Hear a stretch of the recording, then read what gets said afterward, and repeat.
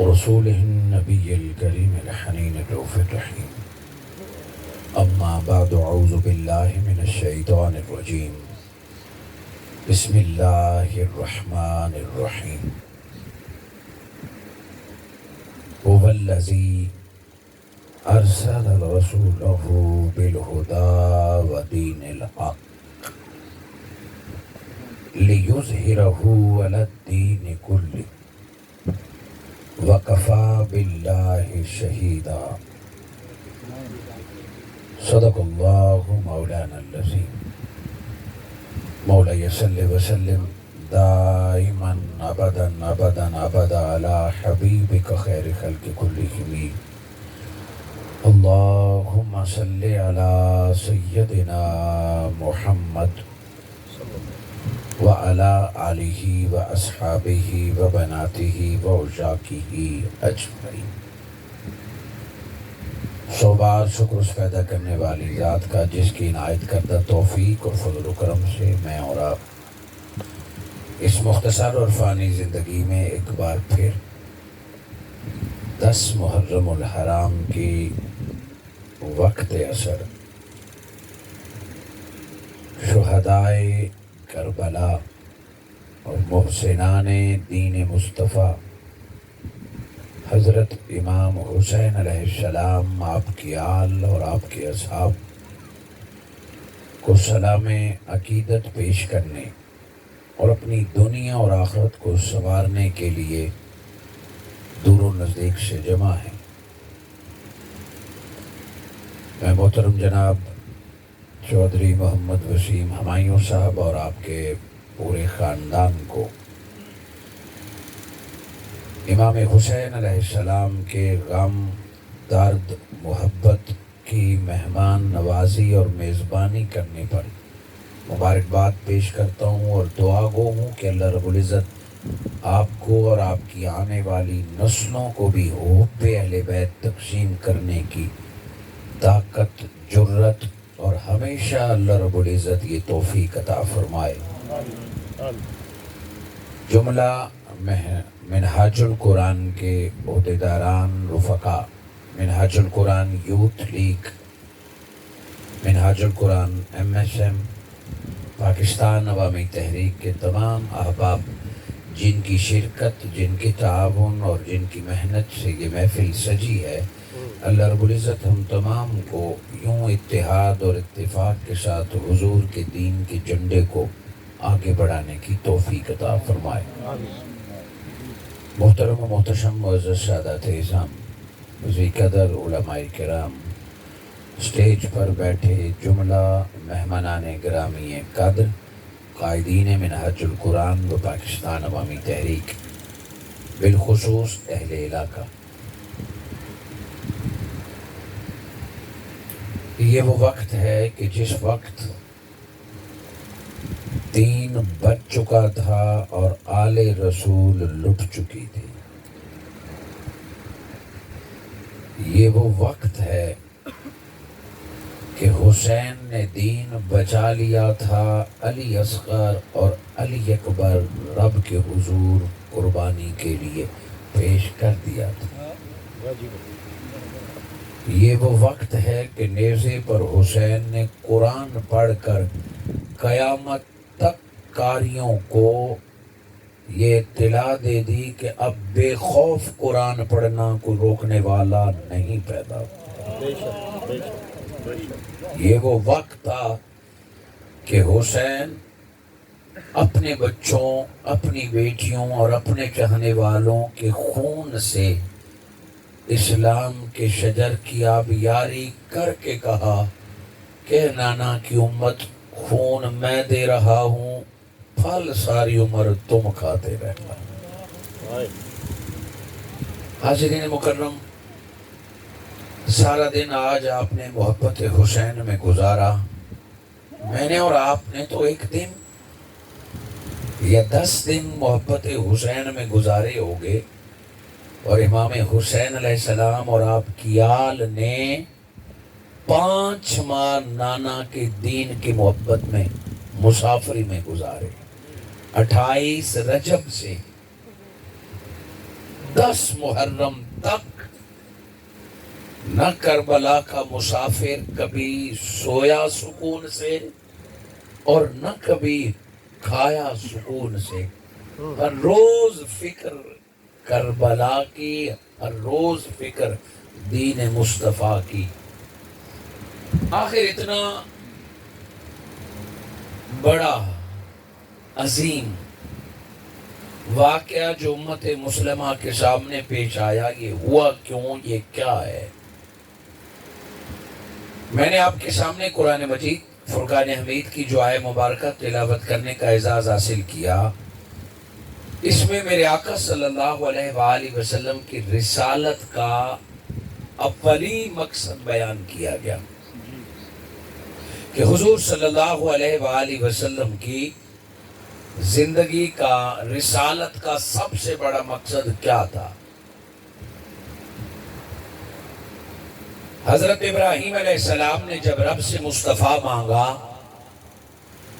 تو یہی دعا مانگی، ربنا وابعث فیہم رسول، اے اللہ وہ رسول مبعوث فرما، وہ مصطفیٰ کا فرما، کیا؟ یتلو، وہ تلاوت کرے قرآن کی آیتیں، وَيُعَلِّمُهُمُ الْكِتَابِ، پھر وہ قرآن سکھائے بھی صحیح، یعنی تلاوت بھی کرے پھر قرآن سکھائے، والحکمہ، حکمت بھی سکھائے، وَيُزَكِّيهِمْ، اور انہیں پاک صاف بھی کرے. وہ ابراہیم علیہ السلام نے رب سے دعا اور یہ صفات محمدی مانگی کہ یہ بھی مصطفیٰ کی ذمہ داری ہوگی کہ وہ قرآن پڑھائے، یہ بھی محمد مصطفیٰ کا فریضہ ہوگا کہ وہ قرآن سکھائے، یہ بھی محمد مصطفیٰ کی ڈیوٹی ہو کہ وہ حکمت کی دولت اپنی امت کو عطا فرمائے، یہ بھی محمد مصطفیٰ کریں گے کہ وہ ظاہر و باطن کو پاک کریں گے. ہاں حضور صلی اللہ علیہ وآلہ وسلم تشریف لائے تو 6666 آیتیں رب سے لے کر امت تک پہنچائی. میرے آقا صلی اللہ علیہ وآلہ وسلم نے قرآن کا ایک ایک حرف اپنے صحابہ کو سکھایا ہے. اخلاقیات، معاشیات، زندگی گزارنے کے طریقے، حقوق انسانیت، خاندان کے، اولاد کے، پڑوسیوں کے، انسانوں کے، جانوروں کے، یہ سارے حقوق بھی حضور صلی اللہ علیہ وآلہ وسلم نے حضرت انسان کو سکھائے. مگر حضور صلی اللہ علیہ وآلہ وسلم کی زندگی کا سب سے اعلیٰ اور بڑا مقصد کیا ہے؟ تیرا کیا خیال ہے کہ رب نے فقط 6666 آیتیں پڑھانے کے لیے اپنا محبوب زمین پر بھیجا؟ تیرا کیا خیال ہے کہ فقط علم دینے کے لیے اللہ نے محمد مصطفیٰ کو زمین پر بھیجا؟ ہاں حضور نے یہ سب کچھ کیا، مگر اللہ جل مجدہ نے محمد مصطفیٰ کی زندگی کا سب سے بڑا مقصد خود بیان کیا. ابراہیم تیری دعا بھی درست ہے، امت کی خواہشیں بھی درست ہے، مگر میں اپنا محبوب تمہیں عطا کر رہا ہوں. پتہ ہے کیوں؟ لِيُظْهِرَهُ عَلَى الدِّينِ كُلِّهِ. مصطفیٰ فقط دین سکھانے نہیں آ رہے، مصطفیٰ فقط دین پڑھانے نہیں آ رہے. میرے مصطفیٰ کا سب سے بڑا مقصد یہ ہے کہ وہ اسلام کو غالب کر کے دکھائے. غلب دین حق محمد مصطفیٰ کی زندگی کا سب سے بڑا مقصد کہ محمد مصطفیٰ دنیا میں تشریف لائیں. ذرا کم کریں. تو فقط دین پڑھانا کچھ اور ہے، تبلیغ دین کچھ اور ہے، ترویج دین کچھ اور ہے. ہم میں سے کسی نے تبلیغ دین کو اصل سمجھ لیا ہے، ہم میں سے کسی نے تعلیم دین کو اصل سمجھ لیا ہے، جو تعلیم دین کے دے رہا ہے وہ سمجھ رہا ہے کہ سارا کام اس نے کر لیا ہے، جو تبلیغ کے لیے سال دو نکلتا ہے وہ سمجھتا ہے کہ سارا کام شاید اس نے کر لیا ہے، جو تحریر دین کر رہا ہے چند کتابیں لکھ کر وہ سمجھ رہا ہے کہ شاید دین کا سارا ذمہ اس نے اٹھا لیا ہے، جو تقریر دین کر رہا ہے وہ جیسے ممبر پر بیٹھ کر گھنٹے دو کی تقریریں کر کے خطیب یہ سمجھتا ہے کہ شاید سارا دین وہ چلا رہا ہے۔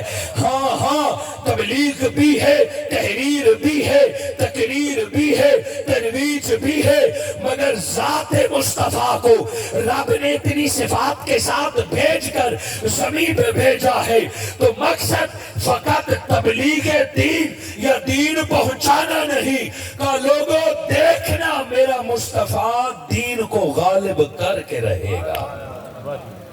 غلب دین مصطفیٰ کہ اللہ دین کو غالب کرے گا، لے یظہرہ علی الدین کلہ، تاکہ مصطفیٰ باقی ادیان پر دین غالب کرے گا۔ بہت توجہ کیجئے گا میرے ان اگلے الفاظ پر۔ غلب حق کے لیے اللہ نے محمد مصطفیٰ کو بھیجا، تو جس بستی کا انتخاب کیا آج وہ مکہ المکرمہ کے نام سے جانی جاتی ہے۔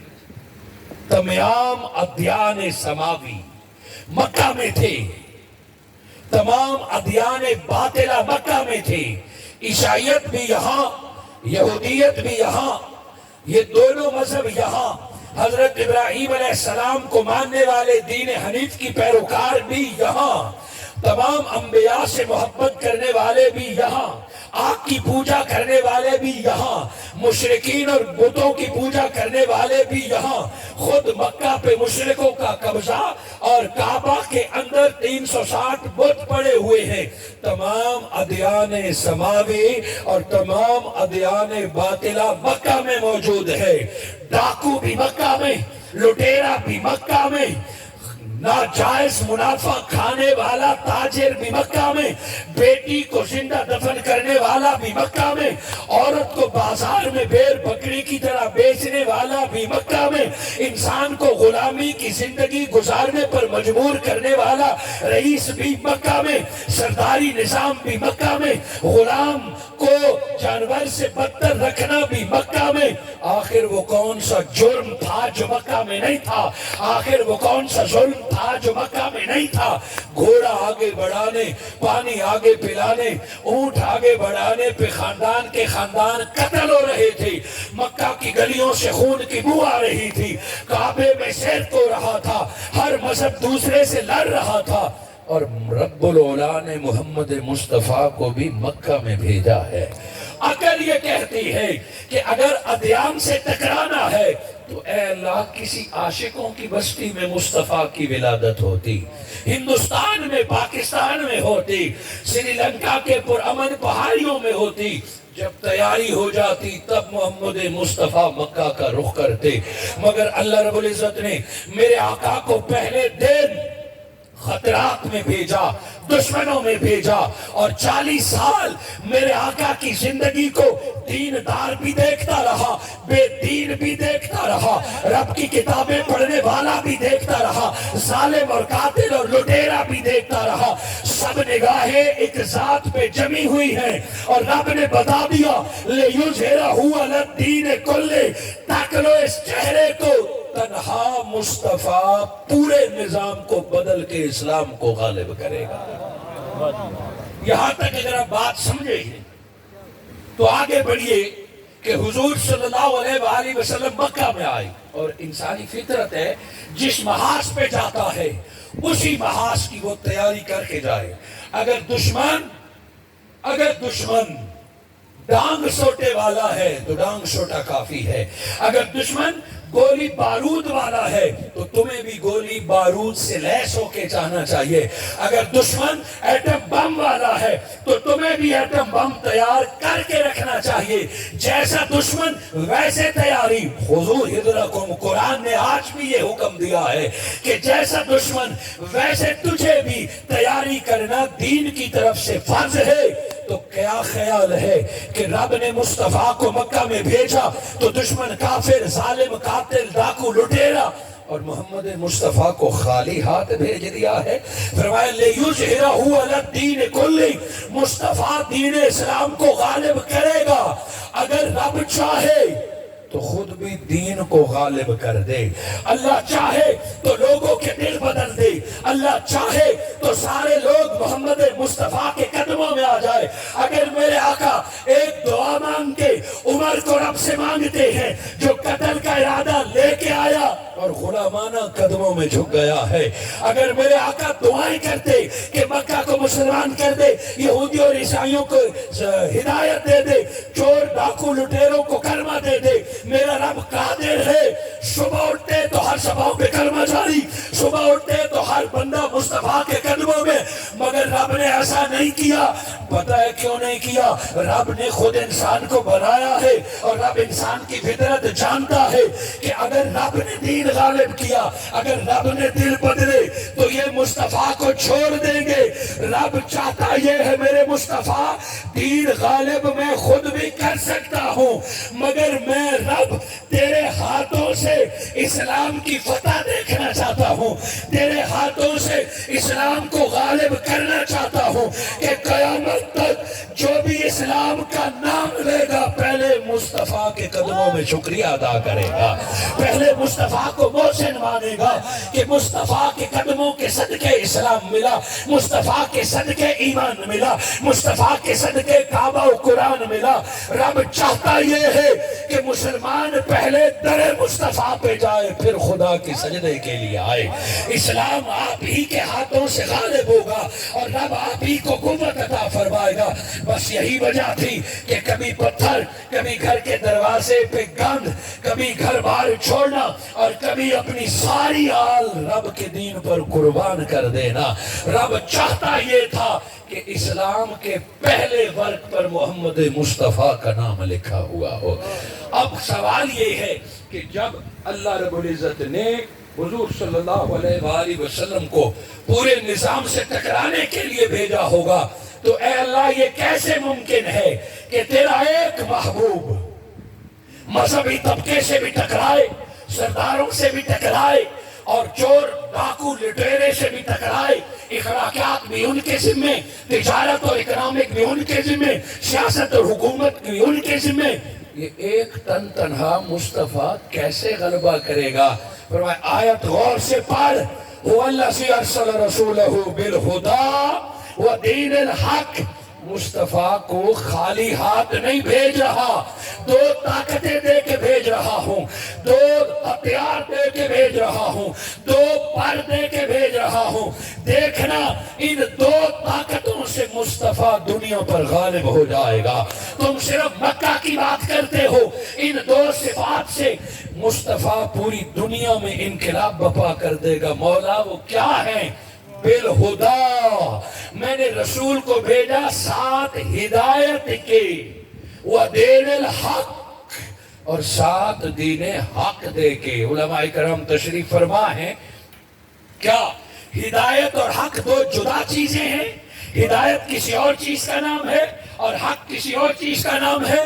جس کو ہدایت مل جاتی ہے دین خود بخود اسے مل جاتا ہے، اور جس کو دین مل جاتا ہے وہی ہدایت یافتہ ہوتا ہے۔ اولئک علی ھدی من ربہم واولئک ھم المفلحون۔ جسے ہدایت نصیب ہو جائے وہ دیندار ہو جاتا ہے، اور جسے دین مل جائے وہی ہدایت یافتہ ہو جاتا ہے۔ مگر یہاں اللہ رب العزت نے درمیان میں واو سے نکھیرا کیا ہے کہ میں مصطفیٰ کو ہدایت بھی دے کے بھیج رہا ہوں اور دین حق بھی دے کے بھیج رہا ہوں۔ کیا مطلب؟ اس مختصر اور وقت اثر میں جب میں آپ کو محبت کربلا تک لے جانا چاہتا ہوں، پہلے قرآن کی آیت سمجھیں کہ دو لفظ ہیں، ایک حق اور ایک ہدایت۔ ڈکشنریاں دیکھ لیں، قرآن کی ترتیب کے ساتھ آیتیں پڑھ لیں۔ ہدایت کا سادہ ترین ترجمہ ہے نصیحت، ہدایت کا سادہ ترین ترجمہ ہے محبت سے کسی کو سمجھانا۔ حضور صلی اللہ علیہ وآلہ وسلم کو اللہ جل مجدہ نے بالہدا، ہدایت محبت ہدایت کا لفظی معنی دیکھیں گے تو ہدایت میں نرمی ہے، برداشت ہے، معافی ہے، صلح ہے، محبت ہے، بار بار معافی ہے۔ کہ لوگوں مت گھبراؤ، میں مصطفیٰ کو معافی کی صفت دے کے بھیج رہا ہوں، میں مصطفیٰ کو صبر اور برداشت کی طاقت دے کے بھیج رہا ہوں۔ جس بندے کے اندر صبر سما جائے رب اسے دنیا کی فتح عطا فرما دیتا ہے۔ جس بندے کو رب معافی کی قوت عطا فرمائے وہ دلوں کو مسخر کر لیتا ہے۔ دیکھنا میرا مصطفیٰ دشمنوں کو معاف کر کے مسلمان کرے گا، میرا مصطفیٰ دعائیں دے کے ہدایت دے گا۔ بالہدا دین غالب ہوگا، ہدایت سے، محبت سے، صلح سے، معافی سے، اور ودین الحق۔ لفظ ہدایت، نصیحت، محبت، برداشت اور حق کا لفظ آتے ہی باطل کا چہرہ سامنے آتا ہے۔ حق میں روب ہے، حق کے لفظ میں ٹکرانا ہے، حق کے لفظ میں دشمن سے دو بدو ہونا ہے۔ یہ مت سمجھو کہ فقط دعائیں ہوں گی، یہ مت سمجھو کہ فقط معافیاں ہوں گی، یہ مت سمجھو کہ فقط صلح ہوگی۔ وہ دین الحق، جو پہلے مرحلے سے سنبھل گئے سو سنبھل گئے، پھر میرا مصطفیٰ باطل سے ٹکرائے گا، پھر میرا مصطفیٰ باطل کی آنکھوں میں آنکھ ڈال کے بات کرے گا۔ کچھ دین ہدایت سے غالب ہو جائے گا، باقی دین محمد مصطفیٰ کے باطل کے ٹکرانے سے غالب ہو جائے گا۔ وہ دین الحق، یہ دو چیزیں، یہ دو طاقتیں عطا فرمائیں۔ لِيُظْهِرَهُ عَلَى الدِّينِ كُلِّهِ، یہ دو اسی لیے عطا فرمائے کہ مصطفیٰ غالب ہو جائے۔ پہلا معافی ہے، یہاں پیغام ہے کہ فقط دعاؤں سے، فقط معافیوں سے جو لوگ نہ مانے، دین ان کے سامنے ڈٹنے کا حکم دیتا ہے، ٹکرانے کا حکم دیتا ہے۔ وہ میرے آقا کی زندگی کے دو باب ہیں، ایک ہدایت کا اور پھر نصیحت کے بعد حق کا۔ ایک باب مکی ہے، ایک باب مدنی ہے۔ مکی دور میں لوگوں نے پتھر بھی مارے تو مصطفیٰ نے دعائیں دی ہیں، لوگوں نے گالیاں دی ہیں تو مصطفیٰ نے دعائیں دی ہیں، لوگوں نے کھانا پینا راشن بند کیا ہے، بائیکاٹ کیا ہے، میرے آقا نے دعائیں دی ہیں، لوگوں نے گھر میں گند پھینکا ہے، میرے آقا نے دعائیں دی ہیں، صلح کی ہے، معافی دی ہے۔ وہ وقت آیا کہ اللہ نے ہجرت کا حکم دیا، مدینے جا کے میرے آقا نے 1,00,000 کی فورس بھرتی نہیں کی، مدینے جا کے میرے آقا نے صحابہ کو نئی عسکری ٹریننگ نہیں دی، مدینے جا کے میرے آقا نے نیا اسلحہ نہیں لیا۔ ادھر حضور مدینے جاتے ہیں، رمضان ہے، بھوک ہے، پیاس ہے، تلواریں نہیں، گھوڑے نہیں، اور کافر 1,000 ہٹے کٹے کافر ہاتھوں میں تلواریں لیے، پیٹ روٹیوں سے بھرے ہوئے، گھوڑوں کے پیٹوں پر بیٹھ کر، شراب کے ڈرم لے کر، نشے میں دھت مدینے پہ حملہ کرتے ہیں۔ اسلام مٹانے جا رہے ہیں، مصطفیٰ مٹانے جا رہے ہیں، ختم کر دیں گے۔ اور خیال یہ تھا جائیں گے پہلے کی طرح مسلمان سر جھکا دیں گے، جائیں گے پہلے کی طرح مسلمان معافیاں مانگیں گے۔ مدینہ جانے کی دیر تھی، لگ پتا گیا، بدر میں 313 کو مصطفیٰ نے 1000 سے ٹکرا دیا، خالی ہاتھ 313 1000 سے ٹکرائے، نہ ان کی تلواریں کام آئی، نہ ان کے ہٹے کٹے جسم کام آئے، نہ گھوڑے اور اونٹ کام آئے۔ 313 کو رب نے فتح عطا فرما دی اور کفر قیامت تک ذلیل و خوار ہو گیا ہے۔ دنیا دنگ اور حیران رہ گئی، کیا اسلام کے پاس یہ پہلو بھی ہے؟ کہا ہاں یہی تو تمہیں کہا تھا، بالہدا و دین الحق۔ وہ وقت آیا کہ چند سال بعد میرے آقا مکہ میں داخل ہوتے ہیں، نہ کسی سردار کو سر اٹھانے کا جرأت ہے، نہ تلوار اٹھی، نہ لڑائی جھگڑا، نہ گالی گلوچ، اور محمد مصطفیٰ کو اللہ نے اس روب اور دبدبے سے اسلام کی فتح عطا فرما دی، دین غالب ہو گیا۔ میں آپ کو لے آیا ہوں فتح مکہ تک، دین پورا ہو گیا، قرآن کی آیتیں پوری ہو گئی۔ رب نے فرمایا بالہدا و دین الحق، مولا تیرا حبیب جب پردہ کر جائے گا پھر کیا ہوگا؟ دین کو کیسے غالب کیا جائے گا؟ دین کو کیسے بچایا جائے گا؟ بالہدا و دین الحق، قاعدہ وہی ہے، نرمی بھی ہے اور جنگ بھی ہے. رب نے مصطفیٰ کو دو طاقتیں دی ہیں, دو پر دیے ہیں, بالہدا و دین الحق, صلح کا, محبت کا, امن کا, برداشت کا پیکر رب نے مصطفیٰ کو حسن عطا فرمایا ہے. دشمن سے ٹکرانا, باطل کی باطل میں آنکھیں ڈالنا, وہ دین الحق کا پیکر رب نے حسین عطا فرمایا ہے. اے اہلیان چک, اب مجھے ترجمہ کرنے دیجئے کہ رب فرمایا میں نے رسول بھیجا ہے, تنہا نہیں بھیجا. میرا رسول رسالت کو غالب کرے گا, میرا رسول دین کو غالب کرے گا, میرا رسول قرآن کو غالب کرے گا. تنہا نہیں ہے, بالہدا و دین الحق. حسن بھی تو ہے, حسین بھی تو ہے, وہ دونوں اپنا کردار ادا کریں گے, قیامت تک دین غالب ہو جائے گا.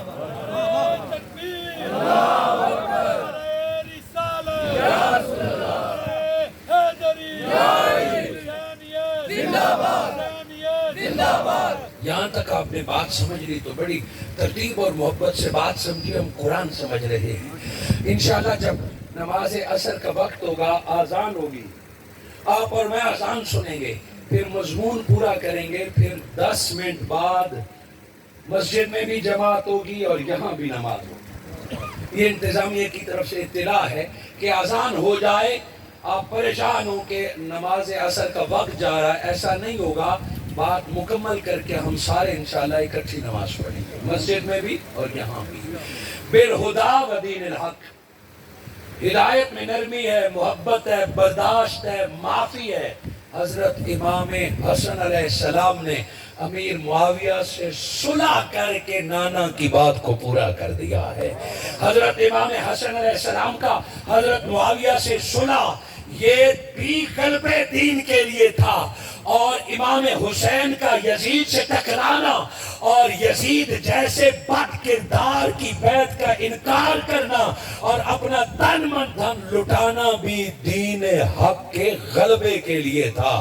دین سیکھنا سکھانا اور بات ہے, دین پڑھنا پڑھانا اور بات ہے, اور غلبے دین اور بات ہے. آج ہم کربلا کے 10 دن گزارتے ہیں, مگر آج کے منبر سے دین پڑھنے پڑھانے اور غلبے کی بات کو الجھا دیا گیا ہے. آج لفظ یہی استعمال کیا گیا ہے تاکہ حسین کے عاشق کو غلبہ بھول جائے. کہتے ہیں شہادت کون پڑھے گا, کلام کون پڑھے گا. ارے یہ پڑھنے والی بات نہیں ہے, یہ غالب کرنے والی بات ہے.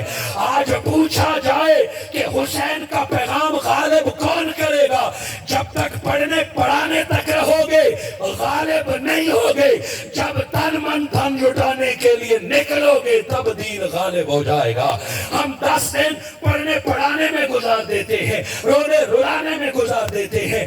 اگلا سال مدرسے آباد, مسجد آباد. تو سنے منڈے بھائیو دین کے حسین کے عاشق, یزید نے کسی مسجد کو تالا نہیں لگایا تھا, یزید نے کسی مفتی کو فتوے دینے, کسی عالم کو کتابیں پڑھانے سے نہیں روکا تھا, یزید نے کلمہ پڑھنے سے نہیں روکا تھا. یزید خود قرآن کی منزل کیا کرتا تھا, خود قرآن پڑھا کرتا تھا. ہاں وہ چاہتا یہ تھا کہ یہ قرآن یہ دین مسجد تک رہے, پیر حسین کے گھر تک رہے, عالم دین عبد الرحمن کے گھر تک رہے, دین وہاں سے نہ نکلے.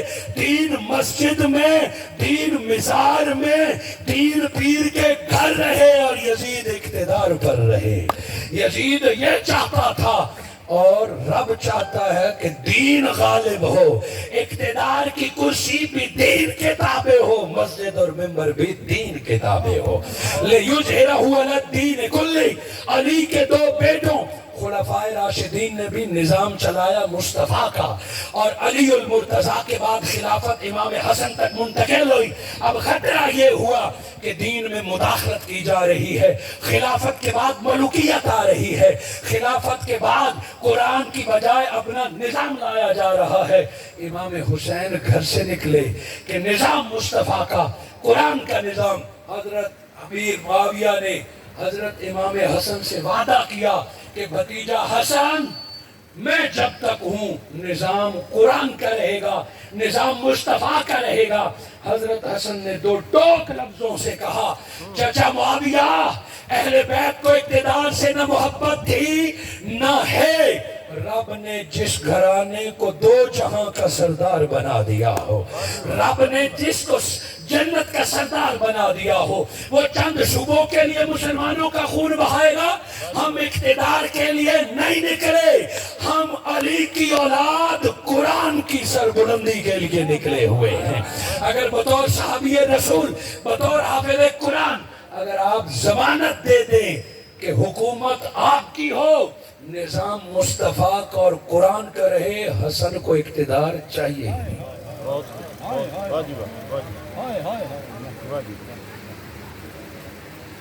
یہ قریب والی اذان ہوگی تو یہ ہم سن لیں گے۔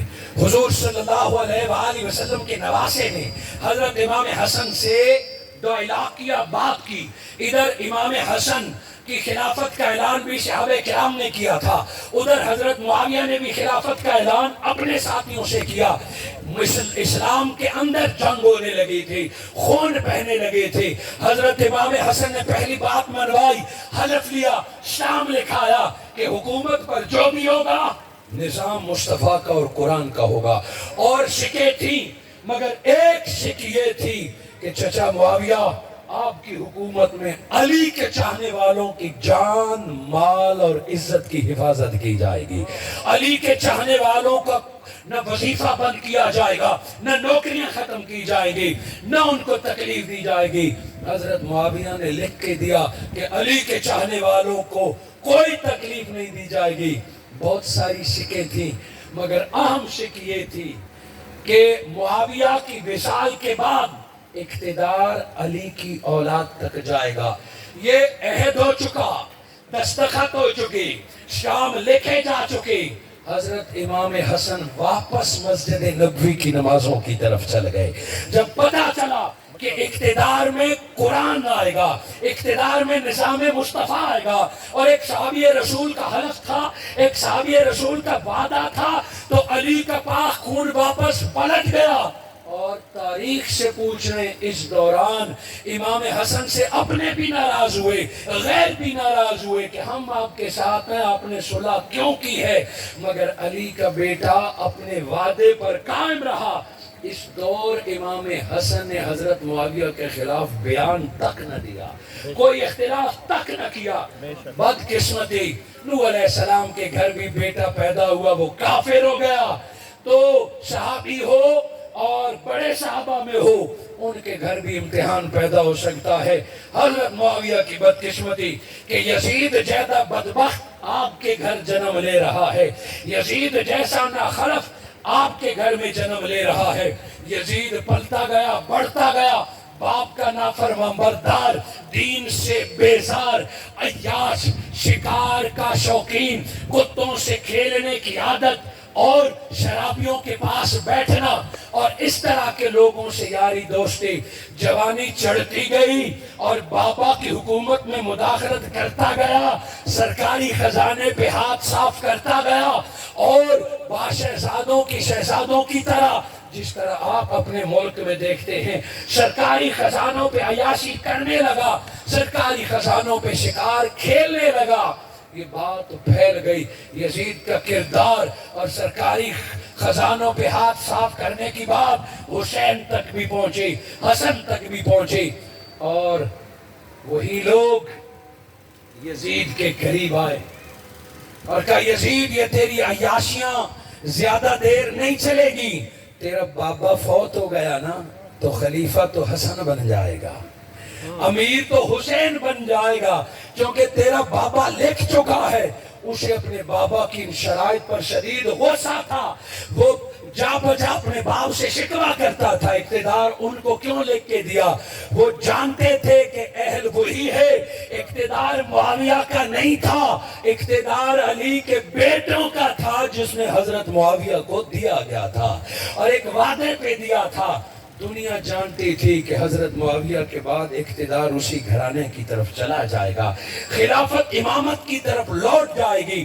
یزید کڑتا رہتا، سازشیں کرتا رہتا، رستے سے ہٹانے کے لیے امام حسن علیہ السلام کو کئی بار زہر دیا گیا، ایک بار نہیں کئی بار زہر دیا گیا۔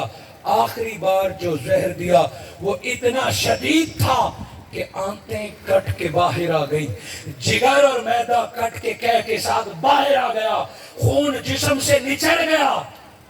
امام حسین جس نے پہلے مسجد میں اپنے بابا کا خون بہتے دیکھا تھا، آج اپنے بھائی کی شہادت دیکھ رہا ہے۔ امام حسین کی جھولی میں آپ کے بڑے بھائی امام حسن ہیں، ظاہری طور پر آخری سانسیں ہیں۔ امام حسین رو کے حضرت حسن سے پوچھتے ہیں، بھائی حسن اپنے قاتل کا نام تو بتائیے۔ حالانکہ کرائم سے، دلائل سے، ثبوتوں سے امام حسین بھی جانتا ہے کہ قاتل کون ہے، مگر مرنے والے کا آخری بیان، فیصلہ کون ہوتا ہے؟ قانون اور شریعت کی روح سے مرنے والے کے آخری بیان پر فیصلے ہوتے ہیں۔ حضرت امام حسین حجت قائم کرنا چاہتے تھے، شریعت قائم کرنا چاہتے تھے۔ بھائی حسن اپنے قاتل کا نام تو بتائیے۔ حضرت امام حسن زہر کی وجہ سے خون سارا نکل چکا، سانسیں آخری ہیں، اور مسکرا کے ہاتھ پکڑ کے پوچھتے ہیں، بھائی حسین مجھ سے اپنے قاتل کا نام کیوں پوچھتے ہو؟ امام حسین نے رو کے کہا، بھائی حسن قسم مجھے اپنے نانا کی، مجھے اپنے قاتل کا نام بتائیے، آپ کا جنازہ بعد میں پڑھوں گا، کافر کو واصل، قاتل کو واصل جہنم پہلے کروں گا۔ اور اگر امام حسن نے قاتل کا نام بتایا ہوتا تو علی کا یہ خون اپنا وعدہ سچ کر دکھاتا، حسن شہید کا جنازہ بعد میں ہوتا، قاتل کو پہلے لٹکایا جاتا۔ مگر قربان جائیں حضرت امام حسن کے صلح پر، برداشت پر، معافی پر، صبر پر۔ فرمایا، بھائی حسین قاتل کا نام نہیں بتاؤں گا، سینے میں لے کے جاؤں گا، اور میدان حشر میں خود مقدمہ کروں گا، میں جانوں اور میرا قاتل جانے۔ امام حسین نے وجہ پوچھی کہ میرا حق بنتا ہے شرعی لحاظ سے کہ میں آپ کا بدلہ لوں۔ امام حسن علیہ السلام نے کہا، نہیں نہیں، اس لیے تو بتاتا نہیں ہوں کہ آپ میرے قاتل کا بدلہ لیں گے۔ جب آپ میرے قاتل کا بدلہ لیں گے، دنیا کہے گی، تاریخ کہے گی کہ علی کی اولاد اور نبی کی آل ذاتی جنگیں لڑتی رہی ہے، ذاتی بدلے لیتی رہی ہے۔ نا حسین، علی کی اولاد کو رب نے ذاتی جنگوں کے لیے پیدا نہیں کیا ہے، میرا بدلہ نہ لینا۔ حسین جب بھی تلوار اٹھانا نانا کے دین کی سربلندی کے لیے اٹھانا ہے، ذاتی کے لیے کبھی جنگ نہ لڑنا۔ یہ بھائی کی آخری نصیحت بھی تھی۔ اذان سن لیں۔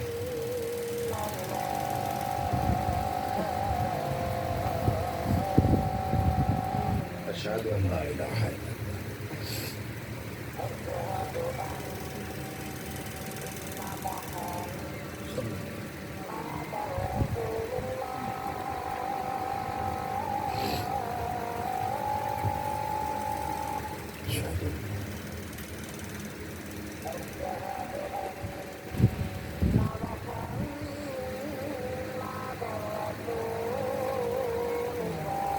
صلی اللہ علیہ وسلم، صلاۃ و سلام۔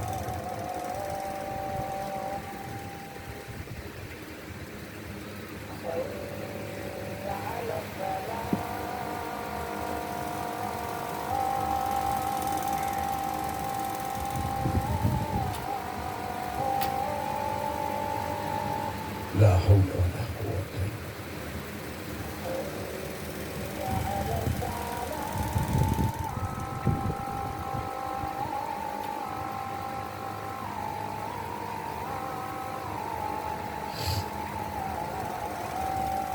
لا حول ولا قوة الا بالله۔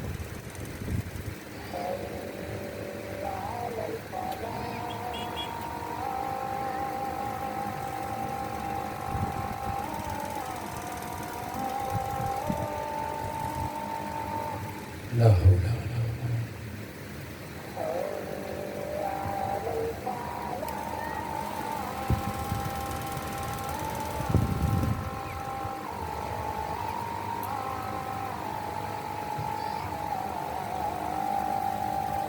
لا حول ولا قوة۔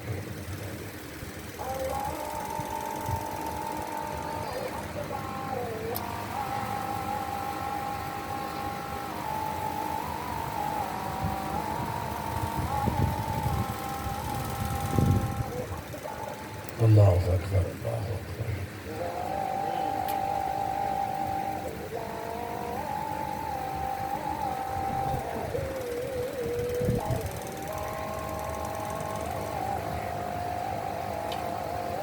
محمد رسول اللہ مربع زید والصلاة القائمات محمد بسم اللہ الرحمن الرحیم۔ حضرت امام حسین علیہ السلام کو حضرت امام حسن نے وصیت نصیحت اور حکم کر دیا کہ حسین ذات کے لیے کبھی تلوار مت اٹھانا، ذاتی بدلوں کے لیے ہم پیدا نہیں کیے گئے، نبی کی ساری آل دین کے لیے پیدا کی گئی ہے، غلبہ دین حق کے لیے پیدا کی گئی ہے۔ وہ فاطمہ الزہرا ہو، علی المرتضیٰ ہو یا آپ کی ساری اولاد ہو، حضرت امام حسن شہید ہو گئے اور امام حسین پھر بھی حضرت معاویہ کے دور میں خاموش رہے، حالات دیکھتے رہے۔ یزید کی کارستانیاں جب عام ہونے لگی اور یزید کی مداخلت جب امت مسلمہ کی حکومت میں شامل ہونے لگی، وزیر یزید کے کہنے پر بھرتی ہونے لگی، نظام یزید کے کہنے پر چلنے لگا، یزید باپ کی بھی بات نہ مانتا اور حضرت معاویہ بوڑھے ہوتے گئے، یزید کی مداخلت بڑھتی گئی تو حضرت امام حسین وہاں سے پیغام پہنچاتے رہے کہ حضرت معاویہ کی حکومت میں عباس لڑکے مداخلت کر رہے ہیں، ایسے قوانین بنائے جا رہے ہیں۔ وقت بیتا گیا، حضرت امام حسین مسجد نبوی میں آرام فرما ہیں کہ اچانک اٹھتے ہیں، پریشان ہوتے ہیں، دعا مانگتے ہیں، ساتھ آپ کے ساتھی دیکھتے ہیں کیا ہوا ہے۔ امام حسین علیہ السلام فرماتے ہیں میں نے خواب میں دیکھا کہ معاویہ وصال فرما گئے ہیں، حضرت معاویہ فوت ہو گئے ہیں اور یزید بدبخت نے اپنے اقتدار کا اعلان کر دیا۔ چلو دیکھو، یہ خواب سے اٹھے، نماز پڑھی اور کچھ دیر گزری تو 1000 مسلح افراد تلواریں لے کے مدینہ کو اپنے گھیرے میں لیتے ہیں۔ ایک ہی اعلان ہے کہ جس نے یزید کو خلیفہ مان لیا وہ کامیاب و کامران ہو گیا، اور جو یزید کو خلیفہ نہیں مانتا اس کو قتل کر دیا جائے گا، اس کی گردن اڑا دی جائے گی۔ یہ 28 رجب کی بات ہے۔ امام حسین علیہ السلام نے تمام اتمام حجت کا اہتمام کر کے مدینہ والوں سے بھی بات کی، یزید والوں سے بھی بات کی اور پورا گھرانہ لے کے گھر سے نکلتے ہیں۔ 28 رجب سے 1 محرم تک 4 مہینے سے زائد کا رستہ، یزید کا عرصہ یزید کے پاس بھی سوچنے کے لیے تھا، ابن زیاد کے پاس بھی سوچنے کے لیے تھا، شمر کے پاس بھی سوچنے کے لیے تھا، کوفہ والوں کے پاس بھی سوچنے کے لیے تھا، صحابہ کرام کے پاس بھی وقت تھا، حسین کے ساتھ نکلنے والوں کے پاس بھی وقت تھا۔ کربلا ایک حادثہ نہیں ہے جو چند دنوں پر مشتمل ہو، کربلا ایک ایکسیڈنٹ نہیں ہے جو چند گھنٹوں میں بپا ہو جائے، کربلا ایک غلطی نہیں ہے کہ غلطی سے حسین کی گردن کٹ گئی، کربلا دونوں طرف سے پری پلان ہے۔ حسین بھی جب 2 ماہ کے علی اصغر کو کپڑے میں لپیٹ کے گھوڑے پہ سینے میں اپنی کمر سے باندھتے ہیں، تب حسین نے بھی دین بچانے کا عزم کر لیا تھا۔ یزید لعین نے جب 4000 فوج حسین کے پیچھے بھیجی تھی تب اس نے بھی قتل حسین کا عزم کر لیا تھا۔ اس سے پوری دنیا واقف تھی، ہر صحابی واقف، ہر کوفی واقف، ہر شامی واقف، ہر اہل بیت کا فرد واقف۔ یہ ڈھکی چھپی بات نہیں، یہ 5 مہینے کی تحریک کے بعد بھی کوئی ملا اگر یہ کہے کہ یزید بے خبر تھا، کوئی ملا اور وکیل یزید کا یہ کہتا ہے کہ یزید قتل کرنا نہیں چاہتا تھا، اور بدبختو یزید تو مدینہ میں مصطفیٰ کا خون بہانا چاہتا تھا، یزید تو دوران حج آل نبی سے مطاف کو رنگین کرنا چاہتا تھا۔ یہ تو کربلا کا مقدر تھا جو حسین کی سجدہ گاہ بننی تھی، یہ تو 10 تاریخ لکھی ہوئی تھی، وگرنہ تو یزید ایک دن سے پہلے قتل حسین کرنا چاہتا تھا۔ امام حسین حج پڑے بغیر کربلا پہنچتے ہیں، چونکہ وقت قلیل ہے، وقت اثر ہے، اور کربلا کے پہلے 3 دن بھی گزر جاتے ہیں۔ لِیُظْہِرَهُ عَلَى الدِّینِ کُلِّهِ کہ میرا حسین مدینہ سے کوفہ والوں کے 40,000 خط بھیجنے پر اسی لیے آئے تھے کہ حسین آؤ، کوئی قاری نہیں ہے قرآن پڑھا دو؟ کیا کوفہ والوں نے خط لکھے تھے کہ حسین آؤ، کوئی مفتی نہیں ہے فتوے چاہیے، کوئی عالم نہیں ہے کتابیں پڑھا جاؤ، کوئی خطیب نہیں ہے خطبہ کر جاؤ؟ یہ جو کوفہ والوں کے خط تھے وہ بھی غلبہ دین حق کی اپیل تھی، وہ بھی یزید کو ہٹانے کی تحریک تھی، اور حسین جو نکلے وہ بھی اسی کام کے لیے تھے۔ کربلا حسین دین پڑھانے نہیں آیا، کربلا حسین قرات پڑھانے نہیں آیا، کربلا حسین دین غالب کرنے کے لیے آیا ہے۔ اور دین مدرسے میں پڑھایا جا سکتا ہے، دین مسجد میں سکھایا جا سکتا ہے، پیر کے دوارے، پیر کے آستانے وظیفے کرائے جا سکتے ہیں، قرآن حفظ کرایا جا سکتا ہے، مگر غلب دین مسجد و منبر و محراب و مزار پر بیٹھے نہیں ہو سکتا۔ کائنات کے بڑے پیر حسین نے کربلا میں پیغام دیا کہ لِیُظْہِرَہُ عَلَى الدِّینِ کُلِّ، مسلمانوں کی ذمہ داری فقط دین پڑھانا نہیں ہے، ہر دور میں دین غالب کرنا ہے۔ ہر کسی کے مقدر میں دین غالب کرنا نہیں ہوتا، کچھ کے پڑھانے میں عمر گزر جاتی ہے، کچھ کے سکھانے میں عمر گزر جاتی ہے، کچھ کے دین سیکھنے میں گزر جاتی ہے۔ چند ایسے لوگ ہوتے ہیں ہر دور میں جن کا رب انتخاب کر لیتا ہے کہ باقی دین پڑھتے رہے، تمہارے خون سے رب دین غالب کرے گا۔ وہ 72 نفوس غلبہ دین محمدی کے لیے رب نے چن لیے تھے۔ کربلا میں امام حسین تشریف لاتے ہیں، وہ جو ساتھ دینے کا وعدہ کر رہے تھے وہ پیچھے پلٹ گئے، اور جن کا رب نے مقدر لکھا تھا وہ بعد میں شامل ہوتے رہے۔ وہب نامی ایک نوجوان تھا، غیر مسلم تھا، اس کی بوڑھی اماں 80 سالہ بوڑھی اماں ام وہب تھی۔ جب ان تک اطلاع ملی، اور بتانے کا مقصد یہ تھا کہ غیر مسلموں کے گھر میں بھی ڈسکس ہوتا تھا کہ کربلا قافلہ پہنچ چکا ہے، بھوکے ہیں، پیاسے ہیں، ان پر پانی بند کر دیا گیا۔ بیٹے نے ماں کو بتایا، ماں ایسی اطلاعات آ رہی ہے کہ نبی کی اولاد کربلا آ گئی ہے، یزید کی فوج نے گھیر لیا ہے، پانی بند ہے، بچے پیاس سے بلک رہے ہیں، خواتین بس چند دنوں میں گردن کاٹ دی جائے گی۔ ماں نے کہا، غیر مسلم تھے، مجھے سنا رہا ہے تو اپنے آپ کو مرد کہتا ہے، تو غیرت مند ہے، ماں کو سنے کیا کیوں نہیں ہے؟ کہا ماں یہ تو مسلمانوں کی جنگ ہے، ہم سے تو نہیں ہے۔ ارے حسین کی سمجھ غیر مسلم کو بھی آ گئی تھی، حسین بد مذہب کو بھی آ گئی تھی۔ ماں نے کہا چلو، اگر میرے خون سے پیدا ہوا ہے تو میرے ساتھ چل۔ ام وہب نے نوجوان بیٹے کے سہارے آ کے کربلا آتے ہیں، رستے میں پوچھتے حسین کون ہے؟ فرمایا میں حسین ہوں۔ حال احوال دیکھا، چہرے حسین دیکھا، کہ پہلے تو ہمیں اسلام کا نہیں پتا، پہلے کلمہ پڑھا کہ ہمیں دین میں داخل کر دے۔ کلمہ پڑھا لیا، کس لیے آئے ہو؟ کلمہ پڑھانے کے بعد ام وہب نے بیٹے وہب کو کہا، ابھی نمازیں نہیں سیکھی، ابھی قرآن نہیں سیکھا، ابھی دین نہیں سیکھا، ابھی سیکھا ہے تو فقط نام حسین سیکھا ہے۔ ام وہب نے کہا، وہب اگر ماں کو راضی کرنا ہے تو حسین سے پہلے تو لڑنا، حسین سے پہلے تو جان قربان کرنا۔ بیٹے نے وعدہ کیا، گیا، یزیدیوں سے لڑا، 4-5 لوگوں کو مار کے بس جسم پر خون کے نشان لگے ہیں۔ اماں تو راضی ہے؟ فرمایا بالکل نہیں راضی، جب تک زندہ پلٹ کے آتا رہے گا یہ تیری ماں نہیں راضی۔ دوستو یہ وہ ہے جو آج مسلمان ہوئے، وہ کوفہ والے جو ساتھ چھوڑ گئے وہ نبی کے دور کے کلمے پڑے ہوئے ہیں۔ تمہیں ان کی نمازوں کی فکر ہے، تمہیں ان کے حجوں کی فکر ہے، تمہیں ان کے جہاد کی فکر ہے۔ یہ غیر مسلم گھر بتا رہا ہے نمازیں بعد میں دیکھی جائیں گی، حسین کا غم پہلے دیکھا جائے۔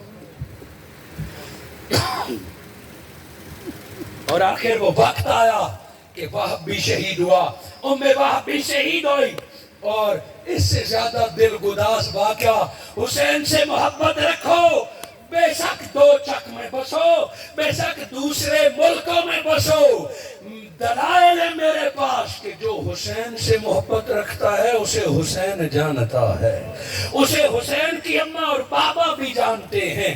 میرے آقا صلی اللہ علیہ وآلہ وسلم کے نواسے امام حسین کے بچپن کے دوست تھے مظاہر، حبیب ابن مظاہر، وہ 80 سالہ تھے مگر حسین کے دوست تھے۔ بڑھاپے کی وجہ سے امام حسین کے ساتھ نہیں نکلے۔ حسین کربلا آیا تو حسین کو اپنے دوستوں کی فکر تھی۔ امام حسین نے خط لکھ کے بھیجا، گھوڑے پہ بندہ بھیجا، جاؤ میرے دوست مظاہر کو یہ خط دے دو، لکھا تھا بچپن کے دوست ہیں، ملنا ہے تو 10 محرم کی عصر سے پہلے مل لے، مدد کرنی ہے، تیرا دوست تنہا ہے، 10 محرم کی رات سے پہلے مجھ سے مل لے۔ 80 سالہ بوڑھا گھر میں بیٹھا، ہاتھ کانپتا ہے، تلوار نہیں اٹھا سکتا، ٹانگیں کانپتی ہے، چل نہیں سکتا۔ سن اے محبت حسین میں جمع ہونے والے، امام حسین نے رب سے فرشتے نہیں مانگے، امام حسین نے کوفہ والوں سے نوجوان نہیں مانگے۔ اے حبیب ابن مظاہر، تیرے مقدر پہ قربان، حسین خط بلا کے تجھے کربلا بلا رہا ہے، خط لکھ کے کربلا بلا رہا ہے۔ اس نے پڑھا، لوگوں نے کہا کیا لکھا ہے؟ کہ میرا بیلی بچپن کا حسین کربلا پہنچ گیا ہے، میں نہیں جا سکتا، حسین نے بلایا ہے، میں بوڑھا ہوں، میں تلوار نہیں چلا سکتا۔ سلام ان زوجہ کو۔ اس نے دوپٹہ سر سے اتار کے اپنے شوہر کے سر پہ باندھا، یہ باندھ لے، اگر تو نہیں جا سکتا، حسین نے بلایا ہے تو نہیں جاتا، یہ کیسی دوستی، یہ کیسا عشق، یہ کیسی ایمان۔ اس عورت نے رو کے کہا مولا تو نے مجھے عورت کیوں پیدا کیا، کاش یہ عورت مرد ہوتی تو آج حسین کے ساتھ کھڑی ہوتی۔ مولا مجھے عورت کیوں پیدا کیا، مولا مجھے حسین اور زینب پر مر مٹنے کا موقع ادا کرا۔ اور دوپٹہ دے کے شوہر کو آر دلایا، وہ اٹھی، میرے ہمسفر تو نے میرے اندر کی غیرت کو بیدار کر دیا، میں تیری آنکھیں ٹھنڈی کروں گا، میں تیرا دل ٹھنڈا کروں گا۔ لو حسین کا دوست وعدہ کرتا ہے کربلا میں اگر کوئی شہید ہوا تو 80 سالہ بوڑھا سب سے پہرے ہوگا۔ گھوڑے پہ بیٹھا، زوجہ کو ساتھ لیا، ایڑی لگائی، تیرا مقدر کہ ابھی محرم آدھا گزرا ہے۔ حبیب ابن مظاہر کربلا میں داخل ہوتا ہے تو حسین بازو کھول کے استقبال کرتا ہے۔ حسین اپنے چاہنے والوں کو یزیدیوں کے دم پہ نہیں چھوڑتا، حسین اپنے چاہنے والوں کی دلی کیفیت جانتا ہے۔ وہ آئے، پھر صف اول میں کھڑے ہو گئے اور آپ حیران ہوں گے کہ کوئی حور نہیں، کوئی نوجوان نہیں، کوئی سید نہیں، حسین پر دین کے لیے جس نے سب سے پہلے جان تھی وہ اسی 80 سالہ بوڑھے نوجوان نے دی ہے، اس کی زوجہ نے دی ہے۔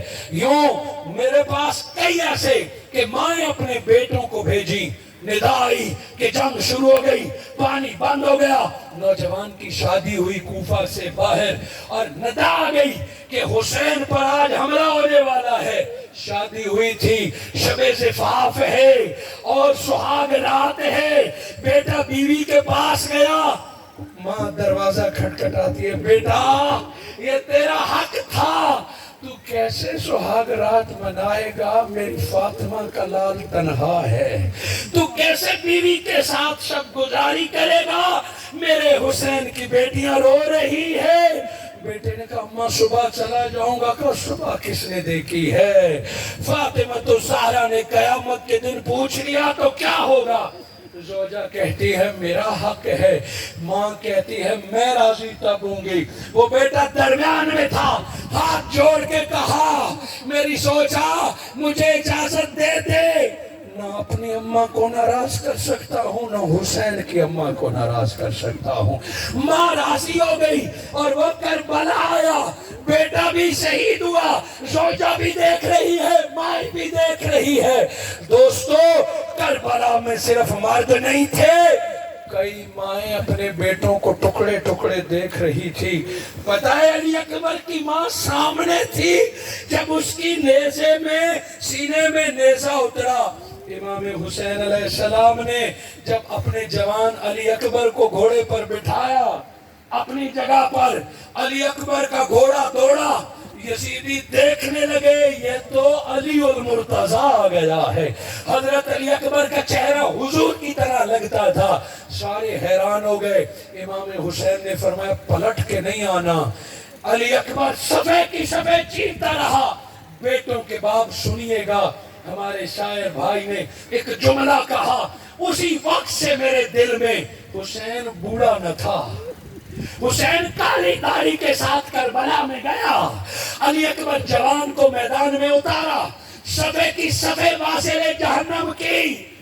हुसैन ने कहा था वापस नहीं पलटना। नबी की आल वापस नहीं पलटती, या मार देती है या गर्दन कटवा देती है। मगर ज़मीन और आसमान हैरान रह गए कि अली अकबर यजीदियों की सफ से हुसैन की तरफ वापस आ रहा है। दोस्तों तारीख बताती है हुसैन जंग भूल गया। सोचने लगा अली का खून जिंदा क्यों आ रहा है, अली का खून पीठ दिखा के वापस क्यों पलट आ रहा है। हुसैन बाकी शहीदों को भूल गया, हुसैन करबला को भूल गया। अली अकबर को तख्ता रहा, अली अकबर लौट क्यों रहा है। बेताबी से आगे बढ़ने लगा। दूर से कहते अली अकबर क्या तू हुसैन का खून नहीं है, क्या तू अली का वारिस नहीं है। हाँ बाबा हाँ, मैं आपका खून हूँ, मुझे फख्र है। फिर लौट के क्यों आ रहा है। बाबा मेरी एक बात सुन लीजिए, अली अकबर की एक बात सुन लीजिए। तो मैं बात सुना पर करीब ना जो पलटे हुसैन उसको सीने से नहीं लगा था।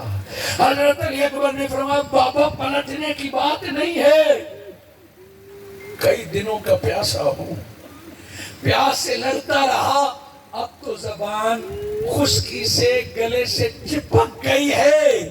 मुझे खुश्क गला और जबान डिस्टर्ब कर रहा है, मुझसे तलवार नहीं चलती। बाबा एक घूंट पानी का मिल जाए तो अली अकबर कसम उठाता है सारी यजीदियों के लिए मैं तन्हा काफी हूँ। अरे बेटे की प्यास, आज तो वालिदैन जायदाद बेच देते हैं बेटे के सर दर्द को दूर करने के लिए, बेटे की दाखिले की फीस के लिए माएं जेवर बेच देती हैं, तन के कपड़े और मकान बेच देते हैं। आज अली अकबर हौज कौसर के मालिक से एक घूंट पानी का सवाल कर रहा है और कहता है बदले में सारे यजीदियों का सर ले ले बाबा, एक घूंट पानी का दे दे, सारे यजीदियों का सर ले ले। हुसैन इशारा करता था तो बादल बरसता, हुसैन इशारा करता तो नीलो फराद कदमों में आता, हुसैन एड़ी मारता तो करबला से पानी निकलता। फरमाया नहीं बेटे, यही तो तेरा इम्तियाज है, यही तो हमारा इम्तिहान है, हमारे पास कतरा नहीं है। हाँ तू जो इतना पलट आया है, हुसैन के पास एक गीली जबान रह गई है जिसको मुस्तफा ने चूस के गीला किया था, गीली जबान के अलावा और कुछ भी नहीं है। हजरत अली अकबर ने घोड़े से सर झुकाया, इमाम हुसैन ने नीचे से सर उठाया, बेटे ने जबान मुस्तफा चूसने वाली जबान को चूसा, जबान तर हो गई। बाबा इजाजत दीजिए। हजरत अली अकबर गए, फकत हुसैन की खुश्क जबान चूसने के बाद कई यजीदियों का सर उतारा। लोग डरने लगे कि अली अकबर है कि अली अली खुद है। सारों ने मिलकर हमला किया, इकट्ठे हमला किया। पहले बर्छियां आर पार गई, फिर तीर लगे, फिर तलवारें आई। अब हजरत अली अकबर ने वहां से पुकारा बाबा यहाँ तक मेरा काम था, आगे खुद संभालिए, नाना के दीन को आगे खुद संभालिए। हजरत अली अकबर की निदा खैमों तक गई। अली अकबर की माँ ने भी सुनी आखिरी निदा और बाबा को पुकारना। हजरत ज़ैनब भी रो पड़ी और इमाम हुसैन को जब भी इत्तला मिली कि अली अकबर घोड़े से गिर गया है और बदन पर घोड़े दौड़ रहे हैं, दीवाना वार दौड़ पड़े बेटे के जसद को उठाने। حسین اس سے پہلے 39 جسد اٹھا چکا ہے۔ امام حسین بیٹے کی جسد کو اٹھانے گئے، خیمے والوں نے رخصت کیا۔ جوان علی اکبر کے جسد کو دیکھا تو حسین نے محسوس کیا کہ کمر ساتھ نہیں دے رہی۔ حضرت علی اکبر کو اٹھانا چاہا تو علی اکبر کا قد بابا سے بلند تھا، حسین کا قد نیچے تھا۔ حضرت علی اکبر کو اپنے بازوؤں میں لیا۔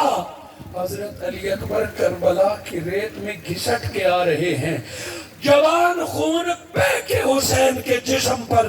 علی اکبر حسین کے علیہ السلام کے بازوؤں میں یوں پشت خیموں کی طرف سینے کے ساتھ علی اکبر۔ یہی وقت ہے کہ علی اکبر کو گھسیٹ کے خیمے کے پاس آئے۔ جب گئے تو داڑھی کالی تھی، خیمے کے پاس آئے تو غم علی اکبر سے داڑھی سفید ہو گئی۔ یہ بیٹوں کا غم باپ کو بوڑھا کر دیتا ہے، جوان بیٹے کا غم باپ کو کہیں رہنے کا نہیں دیتا۔ 5 ماہ کی بھوک پیاس نے حسین کو بوڑھا نہیں کیا، اتنی جنگوں نے مسافری نے حسین کو بوڑھا نہیں کیا۔ علی اکبر حسین تجھے کتنا چاہتا ہے کہ تیرے جسد کو سینے سے لگایا، حسین بوڑھا ہو گیا، حسین کے بال سفید ہو گئے۔ خیمے والوں نے پوچھا بابا علی اکبر کو تو لے آیا ہے، ہمارا بھائی حسین کہاں ہے؟ بال سر اور داڑھی کے دیکھ کر حسین کے چاہنے والوں نے کہا ہمارا آقا کہاں ہے؟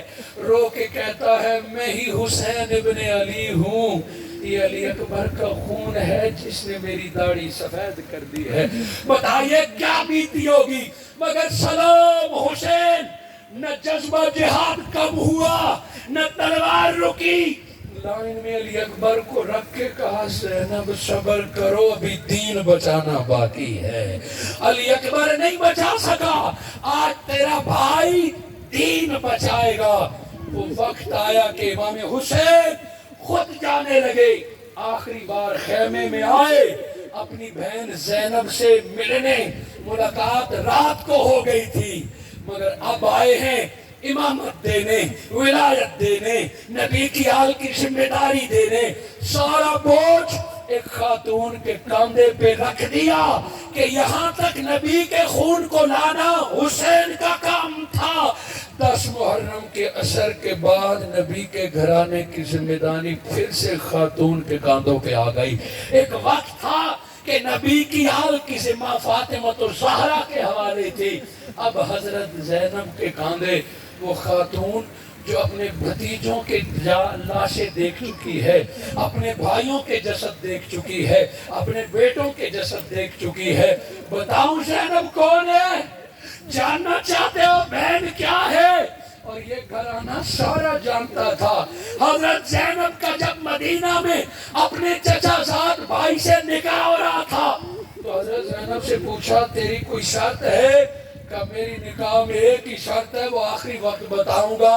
میرے چچا زاد بھائی عبید سے پوچھ رہے میری شرط قبول ہوگی تو علی کی بیٹی نکاح کے لیے ہاں کرے گی۔ آخری وقت ہے، شرط پوچھی گئی، کان میں بتاؤں گی اپنے شوہر کو شرط، جس کا منظور ہے تو ٹھیک، جس دن نکاح ہو رہا ہے۔ کہا میں تجھ سے شادی کے لیے تیار ہوں مگر مجھ سے وعدہ کرو میرا حسین جس دن مدینہ چھوڑے گا میں ساتھ جاؤں گی۔ نہ جانے کیا، شاید وہ چچا زاد بھائی جانے نہ جانے۔ کہا مجھے حلف دو میرے شوہر بننے والے ہو، نہ حق مہر نہ دنیا نہ شرطیں نہ زیور۔ علی کی بیٹی کہتی ہے جس دن حسین جائے گا میں جاؤں گی، تم مجھے نہیں روکو گے۔ ابن جعفر تیار نے مجمع میں وعدے کیا کہ زینب کی آخری شرط مجھے قبول ہے، میں اس پر عمل کروں گا۔ وقت بیتتا گیا، بچے جوان ہوتے گئے، زینب وہ وقت آیا، حسین رجب کی آخری تاریخ کو مدینے سے نکلتا ہے۔ زینب کہتی ہے یاد ہے وہ وعدہ تجھ سے وعدہ لیا، لو علی کی بیٹی کے ساتھ وعدہ کرو، تم چاہو یا نہ چاہو زینب کربلا جا رہی ہے۔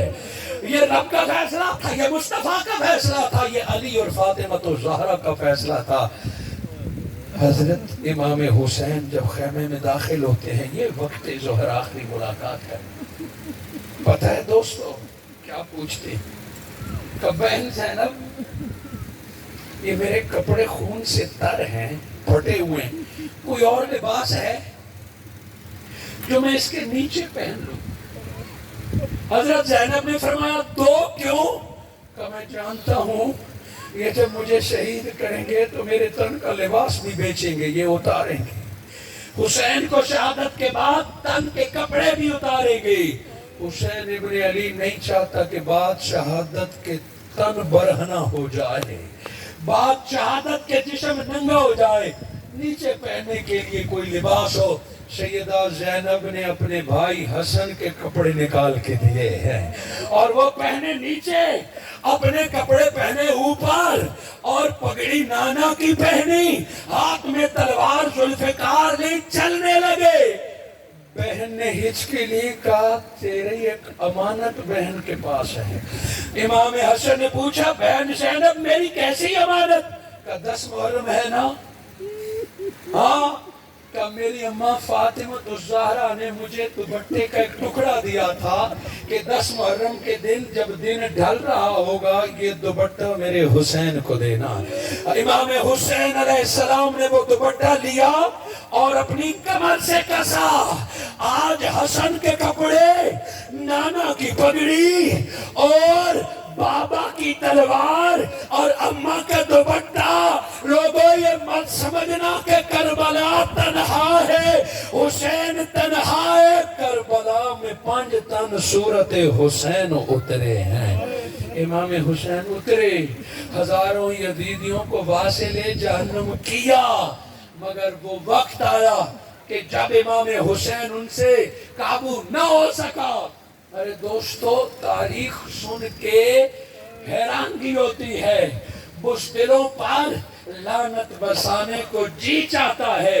انہوں نے کہا کہ 1000 تیر انداز اکٹھے ہو کے حسین پر تیر برساؤ، شاید قابو آ جائے، وگرنہ علی کی اولاد کو قابو نہیں کر سکتے۔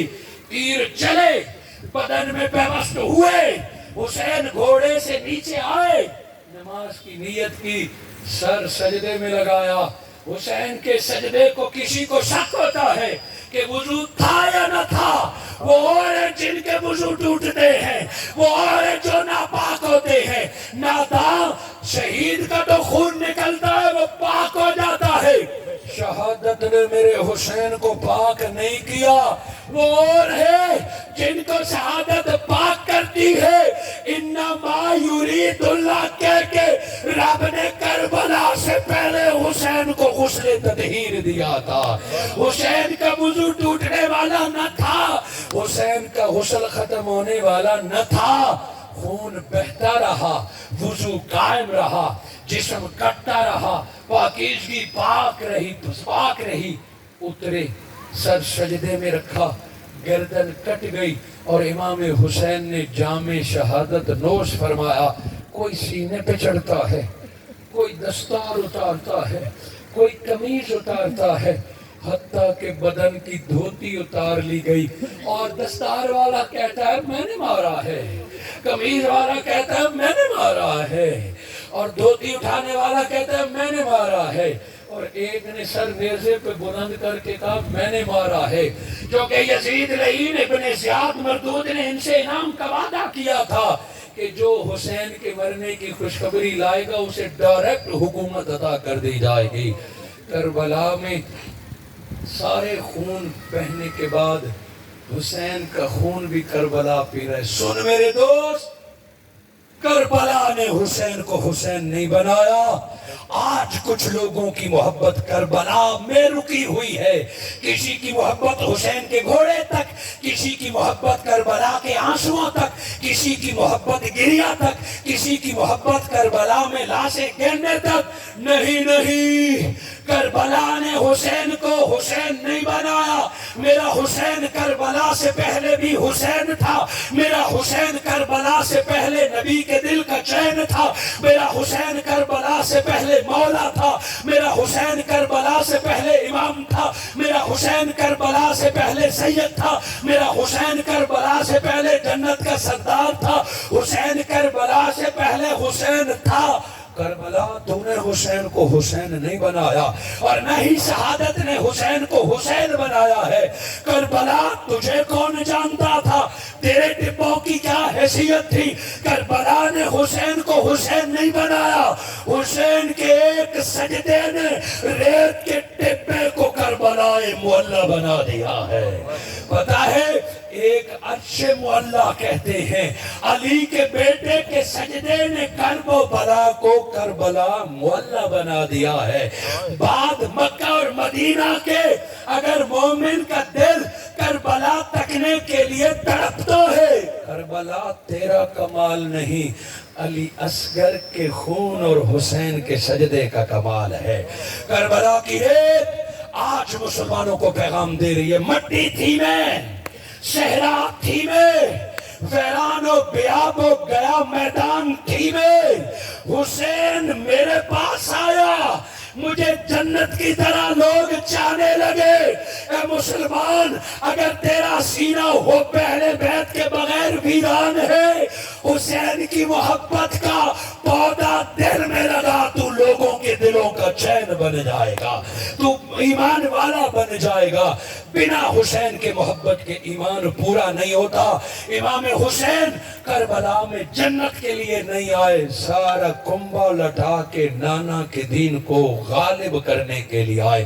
لِیُظْهِرَهُ عَلَى الدِّینِ کُلِّهِ, میرے آقا فرماتے ہیں, میرے استاذ المکرم حضور شیخ الاسلام فرماتے ہیں, لِیُظْهِرَهُ عَلَى الدِّینِ کُلِّهِ کے لیے سارا مال لٹانا تھا, مصطفیٰ نے لٹا دیا. گھر بار لٹانا تھا, مصطفیٰ نے ہجرت کر کے لٹا دی. لیوتھرا کے لیے ساری جان لٹانی تھی, مگر مصطفیٰ کی جان نہ لٹی. میرے آقا شہید نہ ہوئے. اگر میرے آقا دین کے لیے فتح مکہ یا بدر والے دن یا احد والے دن اپنی گردن کٹا دیتے, دین تو غالب ہو جاتا, لیکن دنیا کہتی ہم نے مصطفیٰ کو مار دیا ہے. میرے مصطفیٰ جان دیے بغیر لِیُظْهِرَهُ عَلَى الدِّینِ کُلِّهِ نہیں ہوگا. مگر آپ مومنوں کی جان ہے, آپ کو اللہ مرنے نہیں دے گا. میرے حسین, تیرا انتخاب کر لیا ہے, شہادت مصطفیٰ کی ہے, گردن حسین کی کاٹ دی گئی ہے, بدن حسین کا ہے, رسالت کا حصہ ہے. حضور شیخ الاسلام فرماتے ہیں کہ میرے آقا نے شہید ہونا تھا اور حضور کی جگہ حسین نے کربلا میں ڈیوٹی کی. اسی لیے تو میرے آقا نے فرمایا انا من الحسین, میں ہوں حسین سے. کیا خوبصورت جملہ حضور شیخ الاسلام میں سارے فلسفے کو سمیٹتے ہیں کہ غار ہرا سے لے کے کربلا تک اسلام مصطفی تھا. غار ہرا سے کربلا تک مصطفی تھا. کربلا سے میدان حشر تک اسلام حسینی ہے, اسلام حسینی ہے. کسی نے پوچھا کہ آپ سنی ہیں کہ سیاہ ہیں, وہابی ہیں کہ دیوبندی ہیں, کہا یہ کیا ہوتا ہے, یہ کوئی پچھلی باتیں ہوگی. کربلا کی 10 محرم کے اثر کے بعد 2 مذہب ہے, ایک یزیدی ہے, ایک حسینی ہے. ہاتھ اوپر نیچے باندھنا نہیں ہے. جو حسینی ہے وہ جس مسلک سے تعلق رکھتا ہے وہ جنتی ہے, اور جو یزیدی ہے وہ حامل قرآن کیوں نہ ہو, وہ عالم دین کیوں نہ ہو, وہ کئی جہادوں میں کیوں نہ گیا ہو, وہ نبی کے ساتھ کیوں نہ بیٹھا ہو, फलसफे यजीद में है तो न सियाबियत काम आएगी, न कुरान काम आएगा, न सजदे काम आएंगे। लोगों सुन्नी शिया झगड़ों से निकलो, तो मसलकों की पहचान करा दो। यजीदी हो कि हुसैनी हो, हुसैनी हो तो न कपड़े देखना, न टोपी देखना, न दाढ़ी देखना, न नमाज का तरीका देखना। हुसैनी हो तो सीने से लगा लो, रब तुझे हुर जितना जीने और शहादत का मजा अता फरमाएगा। यही मिनहाजुल कुरान का मकसद है। और चौधरी मोहम्मद नदीम साहब, वसीम साहब और आपके भाइयों की इस महफिल का मकसद भी यही है कि ये झगड़े खत्म हो, ये मसाले के दरमियान खींची हुई लकीर सहाबा और अहले बैत के लड़ाने वालों के मकरू चेहरे से पर्दे उठे और उठ रहे हैं। हम पुरजोर मुसम्मत करते हैं उन लोगों की कि जिन्हें सहाबा की शान इन 10 दिनों में याद आ जाती है। हम मिनहाजुल कुरान वाले सहाबा को अपनी जान मानते हैं। अबू बकर की सदाकत पर कुर्बान, उमर की अदालत पर कुर्बान, उस्मान की सखावत पर कुर्बान, 1.25 लाख सहाबा की कदमों की खाक भी हमसे अफजल। सहाबा की शान अपनी जगह पे, मगर ये कौन सा तरीका है कि 10 दिनों में शान अमीर मुआविया याद आ जाए, 10 दिनों में खुलफाए राशिदीन की मोहब्बत याद आ जाए। और अब देखिए कि शादियां करने लगे। अरे कोई पहले से जालिम मशहूर अपने बेटी की शादी करे तो गम न हो। मुस्तफा के नाम पर पूरी दुनिया से खैरात इकट्ठे करने वाला, अपने घराने को नबी की नाम से पालने वाला बदबख्त इन्हीं दिनों में शादी करता है और हमें मसले बताता है कि फिका नहीं रोकती, दीन नहीं रोकता। अरे नाम नहाद गुलूकार तू 10 दिनों में नबी की आल का गम भूल के बेटी की शादी करता है और दलीलें देता है कि फलां ने शादी की, फलां ने शादी की। अरे वो सब करबला से पहले की बात है, हम करबला के बाद की बात करते हैं। आज इसने शादियां करके, बेटे के वलीमे करके इसने दलीलें दी है। इस बदबख्त को पता नहीं है कि इब्ने ज़ियाद भी कुरान की आयतें पढ़ के हुसैन के कत्ल को मुबाह जानता था। शिमर भी दलीलें दे के कत्ल हुसैन को बगावत कहता था। यजीद भी इसको खुरूज कहता था। उस वक्त के लोगों ने भी दीन कुरान की आयतें पढ़ के हुसैन को शहीद किया था। पुरजोर मुजम्मत करते हैं, हाँ ना हम आका के दर का खाता है और हुजूर की आल के हम गुलाम हैं। हम आले मुस्तफा पर मर मिट जाएं तो हक अदा नहीं होता। और गमे हुसैन में रोना सुन्नत मुस्तफा है। हुजूर शेखुल इस्लाम फरमाते हैं जिसको हुसैन के नाम पर रोना ना आए वो अपने ईमान की फिक्र करे। मोहब्बत हुसैन में रोना सुन्नत मुस्तफा है और गलबे दीन के लिए तन मन धन कुर्बान करना सुन्नत हुसैन है। मिनहाजुल कुरान आज सिर्फ मस्जिद आबाद करने की दावत नहीं देती। मिनहाजुल कुरान आज सिर्फ नाते सुनने सुनाने की दावत नहीं देती।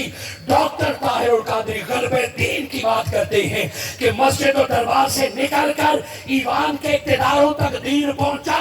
अगर तू इससे घबराता है तो हुसैनी नहीं, उठ और हक बात के। और ख्वाजा अजमेर मोइनुद्दीन चिश्ती जो पीरों के पीर हैं, जो ख्वाजा गरीब नवाज हैं, वो अपने मुरीदों को बता गए, वो अपने मुरीदों को बता गए शास्त हुसैन, बादशाह हुसैन कि कोई इख्तिदार पे वोटों से आए या सेलेक्ट होके आए या बंदूक और बूट से आए, इसको न देखना। बादशाह जो भी बैठा हो शास्त हुसैन। आशिकों का दिल हर दौर में हुसैन है, आशिकों का बादशाह हुसैन है। शास्त हुसैन, बादशाह हुसैन। और फिर फरमाया सारे का सारा दीन अस्तो हुसैन, दीन बना अस्तो हुसैन। जिसने हुसैन को छोड़ दिया उसने सारे दीन को छोड़ दिया। ये ले युज़हिरहु अला दीन कुल्ली। मैं अपनी कलिमात को इसी जगह पर ख़त्म करता हूँ। जो कैफियत आपकी आंखों से आंसू निकले, आपका चेहरा तर हुआ, आपकी दाढ़ी तर हुई, यकीन जानिए अगर ये हुब्बे हुसैन में है तो क़यामत के दिन इसका सिला मिलेगा। आंसू बहा के आज़म करें कि साल भर हुसैनी बन के रहेंगे। 10 दिन हुसैनी बने, 10 दिन कपड़े बदले, 10 दिन लंगर खाए खिलाएं, न्याज़े करें, जलसे करें और मुहर्रम के बाद शराबियों के पास उठना बैठना, कातिलों का झंडा उठाना, بدعہدوں اور وعدہ توڑنے والوں کی پارٹیوں کے نعرے لگانا یہ یزیدیت نہیں ہے تو کیا ہے؟ کیا حسینیت فقط 40 دنوں کا نام ہے؟ کیا حسینیت فقط 10 دنوں کا نام ہے؟ نہیں نہیں، حسینیت یہ ہے کہ زینب خاتون تھی، کربلا سے نکل کے یزید کے سامنے بھی پکار کے بولتی رہی اور میدان کربلا میں بھی بولتی رہی۔ وہ زینب عورتوں کے پیغام دیتی ہے، ڈرو مت، نام علی کا نعرہ لگاؤ، حاکم وقت خود تیرے قدموں میں آ جائے گا۔ اللہ مجھے اور آپ کو پیغام حسین سمجھنے اور اس کے مطابق زندگی گزارنے کی توفیق